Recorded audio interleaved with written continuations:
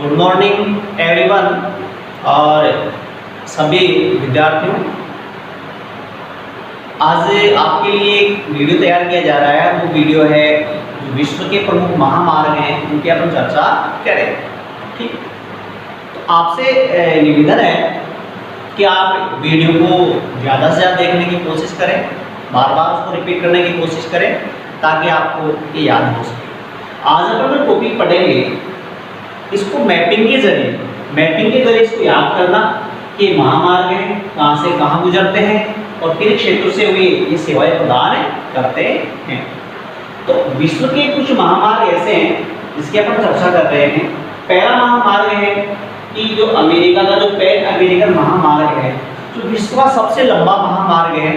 और ये महामार्ग लगभग जो मुख्य महामार्ग है ये लगभग 30,000 किलोमीटर। और ये देखेंगे कि जो 3,000 किलोमीटर की जो दूरी तय कर रहा है, इसके जो सहायक मार्ग भी हैं उनके जरिए एक दूसरे को जोड़ रहा है, वो किस प्रकार से कहाँ से प्रारंभ हो रहे हैं और किस तरह से गुजरते हुए जा रहे हैं। ठीक है, देखिए पैन अमेरिकन की बात करेंगे। आप पहले मैप देखिए, मैप के जरिए थोड़ा इसका अध्ययन कीजिए कि जो ये पैन अमेरिकन महामार्ग है अलास्का, जो कि संयुक्त राज्य अमेरिका का हिस्सा है, यहाँ से प्रारंभ होता है।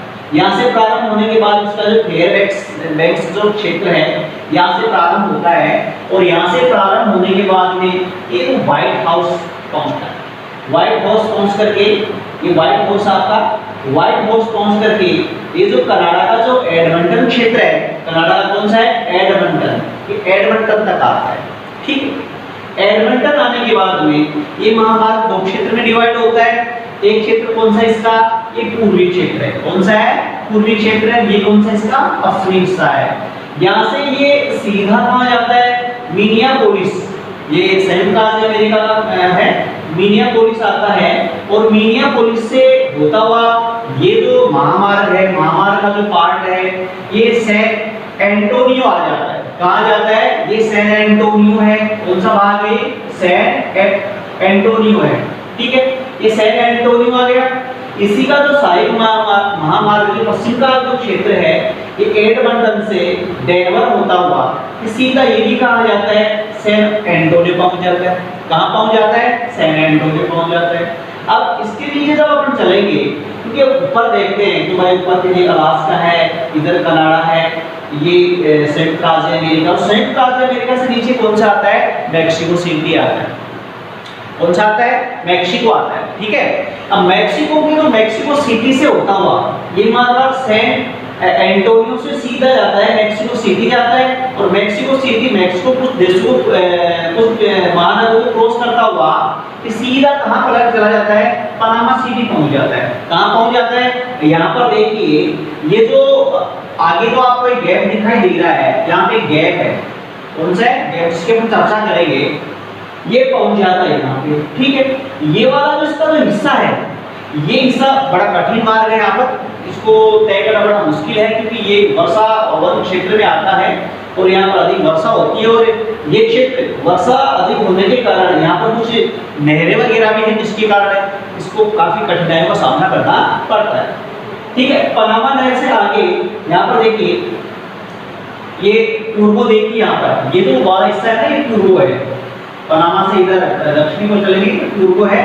यहाँ से ये कहाँ आता है, ये अपने दक्षिण अमेरिका में प्रवेश कर जाता है। कहाँ प्रवेश कर जाता है, दक्षिणी अमेरिका में प्रवेश करता है और दक्षिणी अमेरिका में प्रवेश करने के बाद में दक्षिणी अमेरिका के पश्चिमी सारे जो चिली वाला क्षेत्र उसके सारे ये सीधा वेलपैराइस पहुंच जाता है। कहाँ पहुंच जाता है, वेलपैराइस पहुंचता है। ठीक है, वेलपैराइस से मुख्य मार्ग घूमता है, पूर्व की ओर घूम जाता है और ये मुख्य मार्ग पूर्व की ओर घूम करके अर्जेंटीना पहुंचता है और जो अर्जेंटीना का जो ब्यूनस आयर्स है वहां पर ये पहुंच जाता है।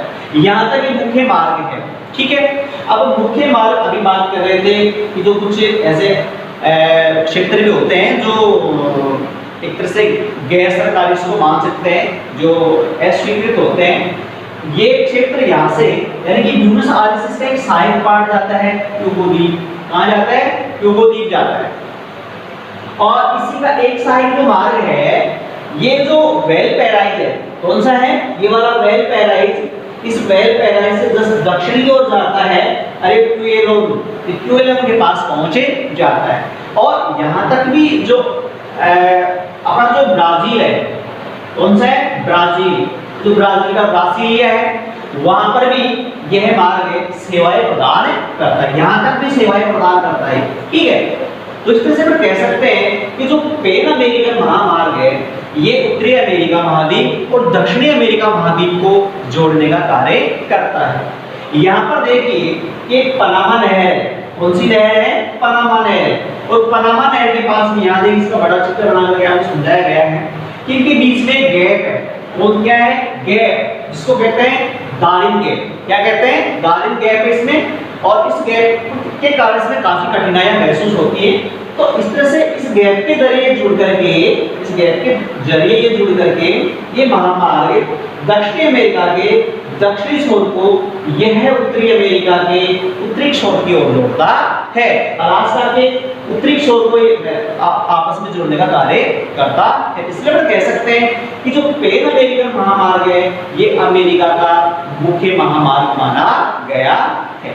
ठीक है, इसके बारे में कुछ मैं यहाँ लिख रहा हूँ। यह महामार्ग, यह है महामार्ग, ठीक है, कहां से स्टार्ट हो रहे हैं, अलास्का,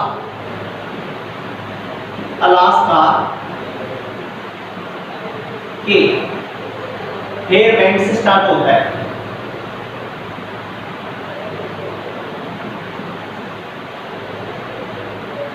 से प्रारंभ होकर है, प्रारंभ होकर दक्षिणी अमेरिका, दक्षिणी अमेरिका के क्यूबो द्वीप तक सेवाएं प्रदान करता है, सेवाएं प्रदान करता। ठीक है, मुख्य मार्ग, मुख्य मार्ग की लंबाई, लंबाई की चर्चा करते हैं तो एक मुख्य मार्ग है लगभग 30,000 किलोमीटर लंबा है। ठीक है, अगला है इस मार्ग, इस मार्ग का लगभग 160 किलोमीटर वाला हिस्सा, 160 किलोमीटर का हिस्सा वर्षा वन क्षेत्र के अंतर्गत आता है। किसके अंतर्गत आता है, वर्षा वन जो क्षेत्र है ना के अंतर है करते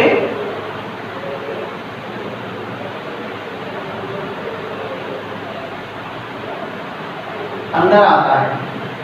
ठीक है, इसलिए इसको काफी कठिनाइयों का सामना करना पड़ता है। तो ये इसके बारे में महत्वपूर्ण टॉपिक है कि महामार्ग अलास्का के फेयरबैंक्स से प्रारंभ होकर के दक्षिणी अमेरिका के क्यूबो द्वीप तक जाता है, सेवाएं प्रदान करता है। मुख्य मार्ग की लंबाई 30,000 किलोमीटर के लगभग है। इस मार्ग का लगभग 160 किलोमीटर का हिस्सा है ये वर्षावन क्षेत्र के अंतर्गत आता है।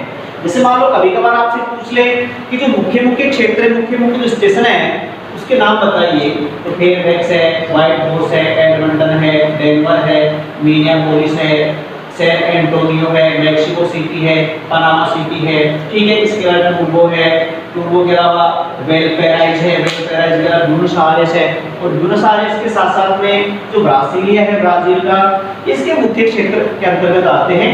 नीचे क्यूबो द्वीप आता है। ठीक है, तो ये तो था आपका पैन अमेरिकन महामार्ग। कौन सा महामार्ग था, पैन अमेरिकन महामार्ग। ठीक है, कनाडा महामार्ग है, उसका नाम है ट्रांस कनाडियन महामार्ग। देखिए ये भी अमेरिका महाद्वीप का बहुत बड़ा महामार्ग है, और एक अंतर महाद्वीपीय महामार्ग है जो अमेरिका, उत्तरी अमेरिका महाद्वीप के यानी कि कनाडा के पूर्वी तट को पश्चिमी तट से जोड़ने का कार्य करता है।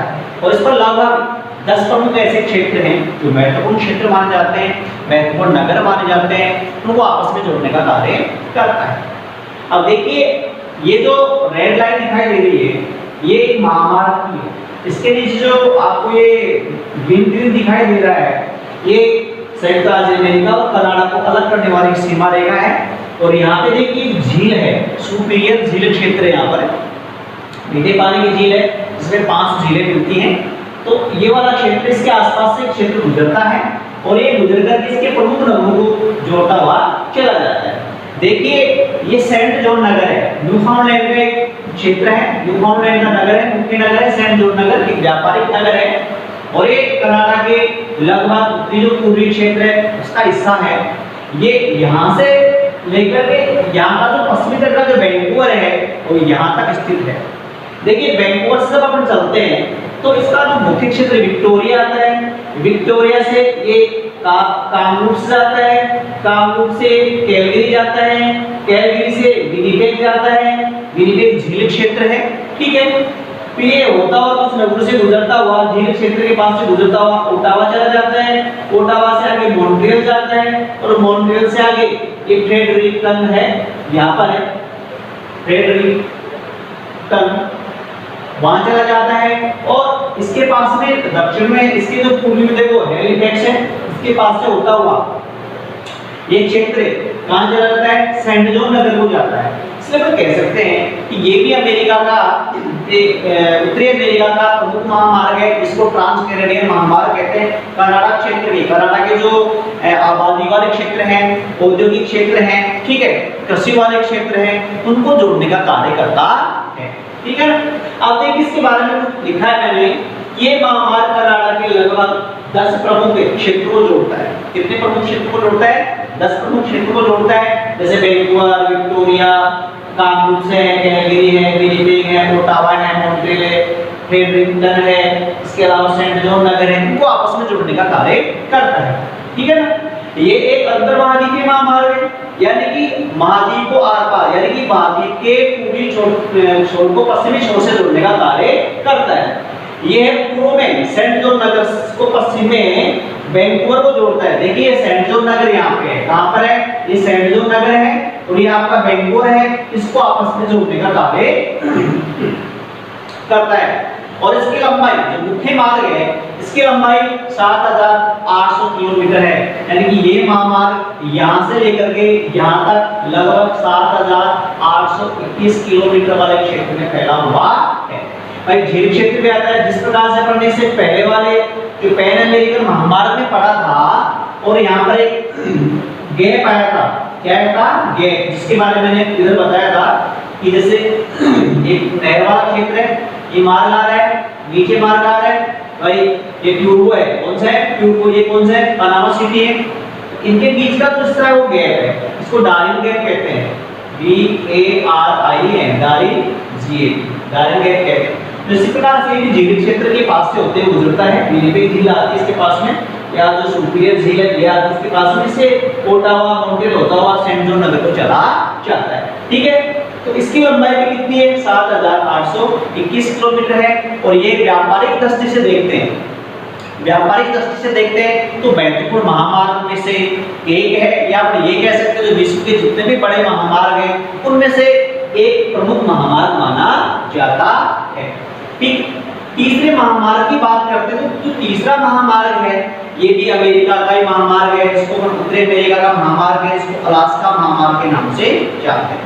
किसके नाम से जानते हैं? अलास्का महामार्ग के नाम से जानते हैं। जब अलास्का महामार्ग की बात करते हैं अपन है तो देखिए अलास्का में जो एंकोरेज क्षेत्र है, एंकोरेज नगर है, उसको कनाडा का जो एडमंटन नगर है, इसको जोड़ने का जो कार्य जिस महामार्ग के द्वारा होता है उस महामार्ग को अपन है अलास्का महामार्ग, ये वाला महामार्ग, ठीक है। ये महामार्ग एंकोरेज से एडमंटन तक आता है, तो ये अलास्का महामार्ग है। ये कोई बड़ा महामार्ग है, कितना बड़ा महामार्ग नहीं है, लेकिन फिर भी प्रमुख महामार्ग में आता है। तो ये महामार्ग कनाडा के एडमंटन नगर को अलास्का के एंकोरेज से जोड़ने का कार्य करता है। जिसका जो चौथा महामार्ग है वह महामार्ग है, ये अमेरिका का चौथा बड़ा सॉरी ये ऑस्ट्रेलिया का चौथा बड़ा महामार्ग है, इसको स्टुअर्ट महामार्ग कहते हैं। कहाँ का है? ऑस्ट्रेलिया का बड़ा महामार्ग है। ऑस्ट्रेलिया के जितने भी महामार्ग हैं उनमें ये प्रमुख महामार्ग, प्रमुख एक महामार्ग के रूप में से जाना जाता है। देखिए यहाँ पर ऑस्ट्रेलिया का मैप देखिए, कि ऑस्ट्रेलिया को अलग अलग भागों में डिवाइड कर रखा है। पश्चिमी ऑस्ट्रेलिया है, ऑस्ट्रेलिया का वही उत्तरी प्रदेश है, ये ऑस्ट्रेलिया का दक्षिणी प्रदेश है या जो दक्षिणी ऑस्ट्रेलिया है, एक क्वींसलैंड है, वही न्यू साउथ वेल्स, ये प्रमुख एक भौगोलिक क्षेत्र में उसको डिवाइड कर रखा है। तो यहाँ पर अपन देखते हैं जो आपको रेड लाइन दिखाई दे रही है ये वाली, आप इसको देखिए, ये ऑस्ट्रेलिया के उत्तरी क्षेत्र से प्रारंभ होती है और ऑस्ट्रेलिया के दक्षिणी क्षेत्र में आ रही है। कहाँ आ रही है? ऑस्ट्रेलिया के दक्षिणी क्षेत्र में आ रही है। और कहने का मतलब ये है कि ऑस्ट्रेलिया के उत्तरी छोर को दक्षिणी छोर से जोड़ने का कार्य करता है। यहाँ पे देखिए अभी कहाँ से प्रारंभ होता है? जो डार्विन है, देखिए डार्विन क्षेत्र का जो नीचे का क्षेत्र है, जो इसको हम टेरेंट क्रीक कहते हैं, यहाँ से ये एलिस स्प्रिंग होता हुआ कहाँ आता है? एलिस स्प्रिंग आता है। एलिस स्प्रिंग से गुजरता हुआ ये जो दक्षिणी ऑस्ट्रेलिया है, इसका जो पोर्ट अगस्ता है, पोर्ट अगस्ता को जोड़ने का कार्य करता है। वहां से स्टार्ट हुआ, डार्विन का जो क्षेत्र वहां से स्टार्ट हुआ, और जो दक्षिणी ऑस्ट्रेलिया उसका जो पोर्ट अगस्ता है इसको जोड़ने का कार्य करता है। ठीक, तो ये प्रमुख महामार्ग माना गया है और ये लगभग 2834 किलोमीटर, लगभग इसकी लंबाई कितनी है? इसकी लंबाई की चर्चा करते हैं तो 2834 किलोमीटर के लगभग एक लंबा है और ये एक प्रमुख महामार्ग के अंतर्गत आता है। तो ये महामार्ग ऑस्ट्रेलिया के प्रमुख महामार्ग में प्रमुख एक है, यानी कि ऑस्ट्रेलिया के जितने भी महामार्ग हैं उनमें अगर अपने देखते हैं तो कौन सा एक प्रमुख एक महामार्ग है? अभी देखिए ये डार्विन के उत्तरी क्षेत्र में, डार्विन जो ये है इसका उत्तरी क्षेत्र है, उत्तरी क्षेत्र में टेरेंट क्रीक, कहां से? ये टेरेंट क्रीक से कहां आता है? एलिस स्प्रिंग आता है और एलिस स्प्रिंग से गुजरता हुआ पोर्ट अगस्ता तक चला जाता है। कहां तक आ जाता है? पोर्ट अगस्ता तक चला जाता है। इसलिए हम कह सकते हैं उत्तरी ऑस्ट्रेलिया को दक्षिणी ऑस्ट्रेलिया से जोड़ने का कार्य करता है। यह महामार्ग लगभग 2834 किलोमीटर लंबा है। नीचे मैप में दे रखा है, ये तस्मानिया है और इसके नीचे देश आता है, आपने न्यूजीलैंड देश का नाम सुना होगा, यहाँ पे न्यूजीलैंड देश है। ये न्यूजीलैंड देश के किस में आता है? ऑस्ट्रेलिया महाद्वीप के अंतर्गत आता है। तो ये अपने विश्व के जो प्रमुख महामार्ग हैं, विश्व की जो बड़ी सड़कें हैं, महामार्ग सड़कें हैं, उनकी चर्चा हुई है। इसमें पैन अमेरिकन महामार्ग आया है, इसके बाद में ट्रांस कनाडियन महामार्ग आया है, उसके बाद में अलास्का महामार्ग आया है और लास्ट में जो महामार्ग की चर्चा की अपन ने ऑस्ट्रेलिया का महामार्ग है, इसको स्टुअर्ट महामार्ग के नाम से भी जाना जाता है। इसके नाम से जाना जाता है स्टुअर्ट सागर के नाम से जाना जाता है। आप मैप के जरिए आपको ये भी पता होना चाहिए कि महामार्ग कहाँ से कहाँ जाता है, किस क्षेत्र में है, तो आपको बाकायदा मैप बना करके सभी महामार्गों को मैप पे दर्शा करके आपको बताया गया है। आपसे निवेदन है कि आप भी इस मैप को बार बार रिपीट करें, बनाएं और इसको सीखने की कोशिश करें।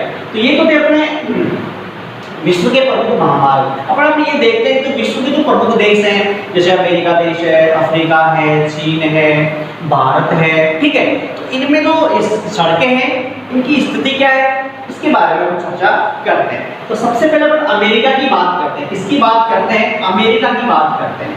अमेरिका में जब अपन देखते हैं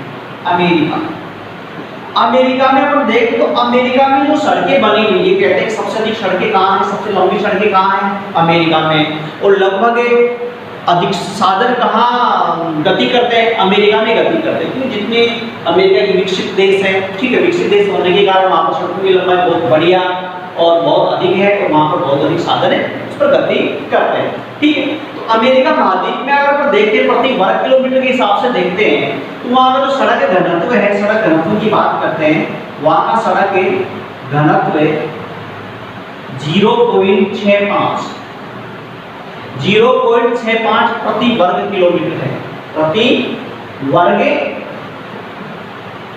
किलोमीटर है। वहां पर एक वर्ग किलोमीटर में 0.65 किलोमीटर की सड़कें बनी हुई हैं। और यहाँ पे ये भी कहा गया है कि जो अमेरिका के जो मुख्य क्षेत्र हैं, अमेरिका के मुख्य क्षेत्र, ये क्षेत्र महामार्ग से, किससे, या मुख्य सड़क है, महामार्ग से मात्र 20 किलोमीटर की दूरी पे औसत निकालते हैं अपन, औसत निकाल के ये देखते हैं कि जो अमेरिका के जो जैसे औद्योगिक क्षेत्र हैं या प्रमुख जनसंख्या वाले क्षेत्र हैं या प्रमुख बड़े महानगर हैं, तो ये जो यहाँ के महानगर से कितनी दूरी पे है, लगभग 20 किलोमीटर की दूरी से ज्यादा नहीं है। सारे नगर आपस में, सारे क्षेत्र आपस में महामार्गों से जुड़े हुए हैं। इसलिए हम कह सकते हैं कि अमेरिका में ये जो सड़कें हैं काफी लंबी हैं, इसकी स्थिति बहुत बढ़िया है। अब देखिए लगभग आधी मोटर गाड़ियां, लगभग आधी मोटर गाड़ी की बात करें तो ये यूएसए में, संयुक्त राज्य अमेरिका में चला करती हैं। और इसके साथ ही विश्व की लगभग 1/3 जो सड़कें है ना, विश्व की 1/3 सड़कें, विश्व की 1/3 सड़कें अमेरिका में, कहाँ है, अमेरिका, यूएसए में। इसलिए हम कह सकते हैं कि अमेरिका में सड़कों का सगल जाल है और उनकी लंबाई बहुत अधिक है और उनकी स्थिति भी बहुत बढ़िया है। इसलिए अमेरिका का महामार्ग की दृष्टि से देखते हैं, सड़क मार्ग की दृष्टि से देखते हैं तो प्रथम स्थान आता। ठीक है, अब आगे बात करते हैं अफ्रीका महाद्वीप की बात करते हैं। भाई अफ्रीका में अगर अपन चर्चा करें, अफ्रीका महाद्वीप की चर्चा करते हैं तो अफ्रीका में अपन ये देखते हैं कि जो अफ्रीका की जो भौगोलिक संरचना है उसमें काफी विविधता है। ठीक है, कहीं पे जैसे मान लो मरुस्थल है, कहीं पे नदियां हैं, कहीं पे झीलें हैं, कहीं पे पर्वत, ऊबड़ खाबड़ क्षेत्र है। ठीक है, तो ऐसे क्षेत्रों में अगर हम चर्चा करते हैं, इन क्षेत्रों में सबसे महत्वपूर्ण साधन सड़क परिवहन ही माना जाता है। तो सड़क परिवहन का जो विकास है ना, सड़क परिवहन का निर्माण कहीं भी किया जा सकता है, आसानी से किया जा सकता है, मैदानी क्षेत्र में भी किया जा सकता है, पहाड़ी क्षेत्र में भी किया जा सकता है, झील क्षेत्र में भी किया जा सकता है। ठीक है, तो अफ्रीका की बात करें हमने, तो अफ्रीका में देखते हैं अफ्रीका का जो प्रमुख परिवहन का साधन है वो सड़क परिवहन है। प्रमुख साधन की बात करें, प्रमुख परिवहन की बात करें तो परिवहन कौन सा है, सड़क परिवहन है। कौन सा है, सड़क परिवहन है। क्यों, क्योंकि वहां की भौगोलिक संरचना इसके अनुकूल है, इसी के अकॉर्डिंग है, वहां पे इसकी सड़कों का वहां पर जल्दी विकास किया जा सकता है। ठीक है, इसके बाद में बात करते हैं रूस की बात करते हैं, किसकी बात करते हैं, रूस। देखो रूस में प्रमुख औद्योगिक क्षेत्र है। ठीक है, तो रूस में औद्योगिक क्षेत्र में मानव अत्यधिक विकास हो। रूस के जितने भी जो औद्योगिक क्षेत्र हैं, औद्योगिक क्षेत्र की बात करते हैं तो वहां पर जितने भी मार्गों का विकास हुआ, जितने भी परिवहन के साधन चले, तो सड़क परिवहन का विकास हुआ। इसलिए औद्योगिक क्षेत्रों को सड़कों से जोड़ने का कार्य किया है। महत्वपूर्ण यहाँ का जो मास्को है, ये भी कहा गया है कि जो औद्योगिक जो नगरों में जो सड़कें बनी, सड़कों का जो जाल बना, तो मास्को को इसकी धुरी कहा जाता है। ठीक है, वहां पर बहुत महत्वपूर्ण महामार्ग आपस में आकर के मिलते हैं, एक दूसरे को काटने जोड़ने का काम करते हैं। तो ये भी एक महत्वपूर्ण क्षेत्र है मास्को। अब देखो इसमें बहुत सारे महामार्ग, जैसे मान लो रेल मार्ग की अपन चर्चा करते हैं तो जो पार साइबेरियन रेल मार्ग है, तो ये रूस के जैसे पश्चिमी क्षेत्र से पूर्वी क्षेत्र में जाता है। तो इसी प्रकार वहाँ यहाँ तक महामार्ग ऐसे हैं जो मास्को से जो इसका जो व्लादिवोस्तोक नगर है उसको जोड़ने का कार्य करते हैं। इसमें बहुत महत्वपूर्ण नगर भी आते हैं। तो रूस भी महामार्ग की दृष्टि से एक विकसित देश के अंतर्गत आता है। इसके बाद बात करते हैं चीन। देखो चीन भी एक विकसित देश की श्रेणी में आता है, तो चीन में भी सड़कों की स्थिति बहुत अच्छी मानी गई है। ठीक है, और ये कहा जाता है कि चीन में सड़कें यातायात के प्रमुख साधन हैं, जिनका पूर्वी भाग के जो मैदान है, पूर्वी भाग यानी कि चीन के जितने भी पूर्वी भाग हैं उनमें बहुत अधिक सड़कें बनी हुई है। वो सड़कें एक दूसरे को काटती हैं, एक दूसरे को क्रॉस करती हैं और वो क्रॉस करते हैं क्रिस क्रॉस का निर्माण करती हैं। किसका निर्माण करती हैं, क्रिस क्रॉस। आपसे पूछ सकते हो क्रिस क्रॉस क्या है, तो आप बताएंगे कि जो अमेरिका के जो मैदानी क्षेत्र हैं, सॉरी चीन के जो मैदानी क्षेत्र हैं, उन क्षेत्र में जो सड़कें बनी हुई हैं, सड़कों का विकास हुआ है, जब वो सड़कें आपस में काटती हैं तो क्रिस क्रॉस जैसी लगती है, क्रिस क्रॉस का निर्माण करती हैं। चीन में जो ये महामार्ग है, ये महामार्ग जैसे संघाई है, इसके अलावा सांसू है, गुआंगझाओ है, बीजिंग है, ये इसके अमेरिका के प्रमुख राज्य मान लो या प्रमुख महानगर मान लो, इनको जोड़ने का कार्य करते हैं। इसके बाद में बात करते हैं भारत की बात करते हैं, तो भारत में भी लगभग 2013-14 की बात करते हैं तो भारत में लगभग 33 लाख किलोमीटर लंबी सड़कें हैं, जिनमें लगभग 14-15 लाख किलोमीटर लंबी सड़कें हैं वो पक्की सड़कें बनी हुई हैं। कैसी सड़कें बनी हुई हैं? पक्की, क्योंकि भारत में कच्ची सड़कों का विस्तार ज़्यादा है तो पक्की सड़कों का विकास कम है, इसलिए पक्की सड़कें कम है और कच्ची सड़कें ज़्यादा है। तो भारत में भी सड़कों का जाल विकसित होता जा रहा है। भारत में लगभग 14.6 लाख किलोमीटर पक्की सड़कें, भारत की बात करते हैं तो भारत में लगभग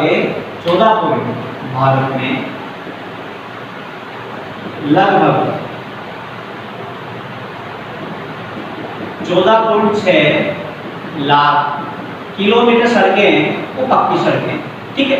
और कच्ची पक्की सड़कों की बात करते हैं, यहाँ पर लगभग 33 लाख किलोमीटर सड़कें बनी हुई हैं, सड़कों का जाल बना हुआ है। अब भारत में जो सड़कें हैं इनको रखरखाव की दृष्टि से या उपयोग की दृष्टि से, निर्माण की दृष्टि से देखते हैं तो अलग भागों में डिवाइड कर सकते हैं। जैसे राष्ट्रीय राजमार्ग होते हैं, क्या होते हैं? राष्ट्रीय राजमार्ग, एनएच, क्या कहते हैं? National highway. एक होता है राज्य राजमार्ग, स्टेट हाईवे कहते हैं, एस, ठीक है। एक होती है जिला सड़कें, कौन सी होती है? जिला सड़कें। और एक होती है ग्रामीण सड़कें, कौन सी होती है? ग्रामीण सड़कें होती है, ठीक है। तो अपन भी अपने देश में, अपने भारत में सड़कों को अलग अलग क्षेत्रों में डिवाइड किया जा सकता है। राष्ट्रीय राजमार्ग है, राज्य राजमार्ग है, जिला सड़कें हैं और आपकी ग्रामीण सड़कें। क्योंकि सबसे अधिक जो विस्तार है ग्रामीण सड़कों का है, ऐसा माना जाता है कि लगभग 80% जो सड़कें हैं वो कौन सी हैं? ग्रामीण। 2% सड़कें कौन सी हैं? राष्ट्रीय राजमार्ग। तो 4% सड़कें कौन सी हैं? ये वाली हैं। शेष अब जो लोग 4 6 और लगभग 14% सड़कें हैं, जितनी सड़कें उसमें 14% सड़कें कौन सी है? जिला सड़कें। और 80% जो सड़कें बनी हुई हैं ये भारत में ग्रामीण सड़कों के अंतर्गत है, ठीक है। तो भारत का तो ग्रामीण क्षेत्र काफी लंबा चौड़ा है, काफी विस्तार है, इसमें सड़कों का विस्तार ज्यादा पाया जाता है।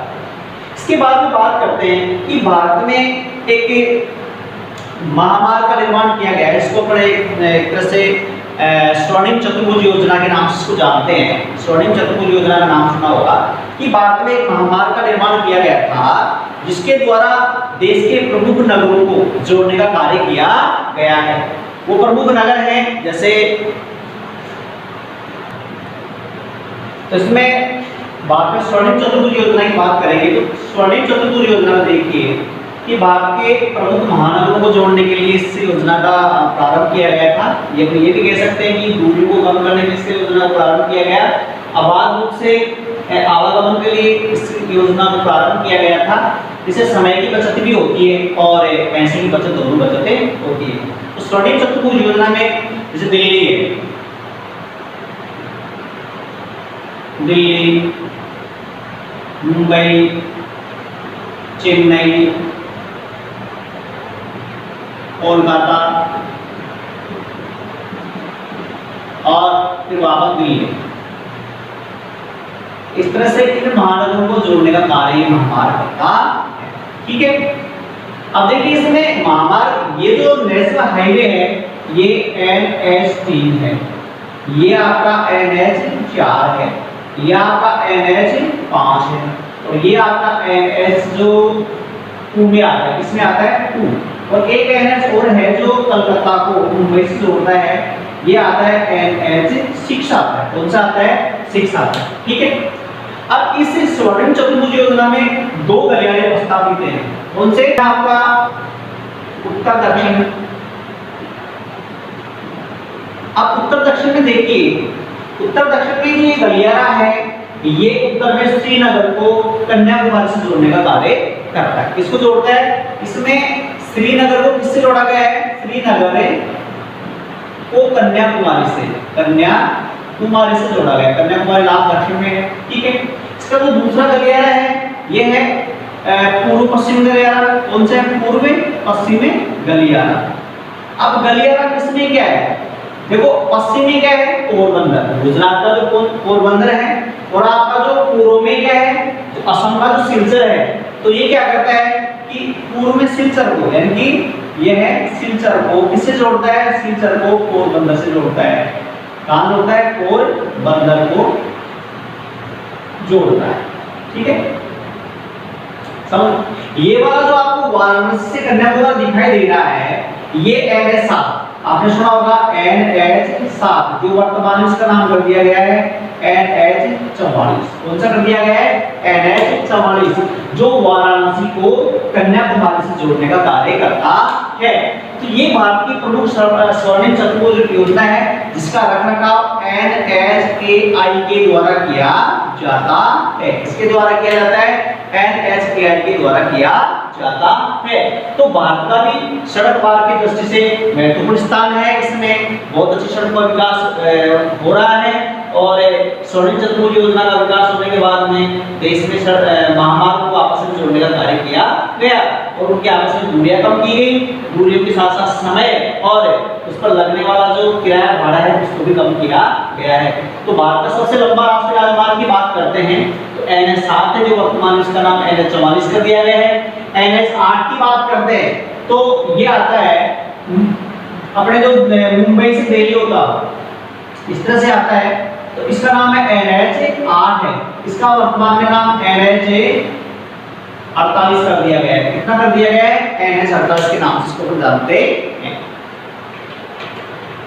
इसके बाद में एक सड़क आती है अपनी सीमावर्ती सड़क। सीमावर्ती सड़क का मतलब क्या होता है? ऐसी सड़कें होती है जो सीमाओं के पास बनी होती हैं, अंतर्राष्ट्रीय सीमाओं के पास बनी होती है, जिसकी निर्माण है BRO के द्वारा किया जाता है। बॉर्डर रोड ऑर्गेनाइजेशन 1960 में जिसकी स्थापना की गई थी, उसके द्वारा इसका निर्माण किया जाता है। ये सीमा क्षेत्र में, सीमावर्ती क्षेत्र में अपनी सेवाएं प्रदान करते हैं और साथ साथ ये भी कह सकते हैं कि ये वहां के जो सैनिक क्षेत्र है ना, सैनिक क्षेत्र में वस्तुओं को पहुंचाने में इसका प्रयोग किया जाता है। ये भी महत्वपूर्ण सड़कें मानी जाती हैं।